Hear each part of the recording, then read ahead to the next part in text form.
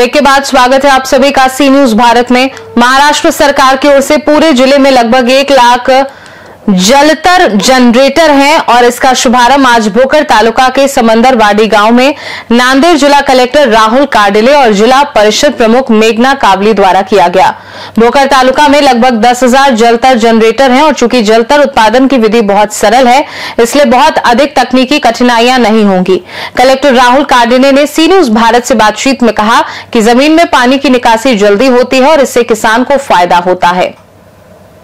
मागील काही वर्षापूर्वी पाणी फाउंडेशनचे मोठ्या प्रमाणामध्ये नांदेड जिल्ह्यासह महाराष्ट्रामध्ये कामं झाले आणि जिल्हाभरामधून कोरडवाहूचा दुष्काळ जो आहे बाहेर गेला होता। पुन्हा एकदा कुठेतरी पाण्याची टंचाई जाणवत आहे आणि आज नांदेड जिल्ह्यातून समंदरवाडी या गावी आपण जलताराचा शुभारंभ केला। नेमका किती टार्गेट असेल आणि काय उद्दिष्ट असेल?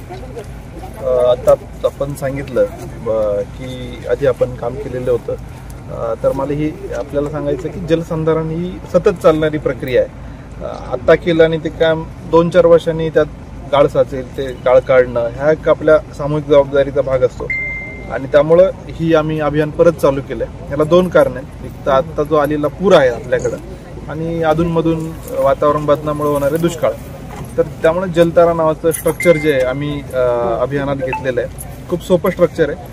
5 फूट रुंद, 5 फूट लांब आणि 6 फूट खोल असा खड्डा आपल्या शेतात जो नैसर्गिक उतार आहे त्याच्यामध्ये करायचा। त्यात दगड, मोठे दगड, छोटे दगड अल्टरनेट हे टाकायचे आणि मग तो खड्डा झाल्यानंतर 3.5 लाख लिटर पाणी त्यात आपलं मुरू शकतं। अति पाऊस झाला तर त्याचा निचराही लवकर होतो, त्यामुळं जमिनीची धूप होणं किंवा पिकांचा लॉस होणं हे तर गोष्टी कमी होतीलच, परंतु मेन पाणी मुरण्याची प्रक्रिया वाढेल। आपल्याला माहिती आहे की आता या गावात पण त्यांना बोर घेण्यासाठी 400-400 फूट खोल जावं लागतं असं सांगितलं। त्यामुळं आपण जरी 4-5 वर्षापूर्वी काम केलं असेल तर आपल्याला काय अल्पसंतुष्ट राहता येणार नाही, आपल्याला ते करायला लागेल। आणि या स्कीमचा असा फायदा आहे की नरेगात आहे, अकुशलमध्ये मॅक्झिमम काम आहे, त्यामुळं रोजगार पण आहे। आपल्याला मोठं काम आहे गावामध्ये, ट्रेंच करण्याचं काम आहे, सीसीटी आहे, जलताराचं मोठं काम आहे, त्यामुळे रोजगार पण आहे आणि दुसरं जे पर्यावरण आणि पाण्याची जी उपलब्धता आहे या आघाडीवर पण मोठं काम होणार आहे। आणि त्यामुळे हे टार्गेट आम्ही हाती घेतलं जिल्ह्यामध्ये 1 लाख किमान असे। जर आपण मे पर्यंत काम केलं तर दृश्य परिणाम लगेच दिसतील। कधी कधी आपण काम करतो पण परिणाम दिसायला वेळ लागतो, पण हे असं काम आहे की आपण जर मिशन मोडमध्ये केलं, आता सगळे अधिकारी कर्मचारी सगळे याच्या मागे, तर आपल्याला 4-5 महिन्यात चांगले रिझल्ट निश्चितपणे दिसतील। तर हेच माझं आपल्या माध्यमातून आव्हान आहे की सगळ्या नागरिकांनी या मोहिमेमध्ये मोठ्या प्रमाणात भाग घ्या। पाणी कॅरिंग कॅपॅसिटी नद्यांची, वड्यांची कमी झाली, नाले बुजले, पाणी जिरवायला जागा राहत नाही। आपण बऱ्याच ठिकाणी सीसी रोड आहे, पेवर ब्लॉक आहे, त्यामुळे पाणी जिरायला जागा आपल्याला वाढली पाहिजे, पाणी मुरलं पाहिजे। त्यासाठी हे अभियान निश्चितपणे मोठं आपल्याला याचा फायदा होईल।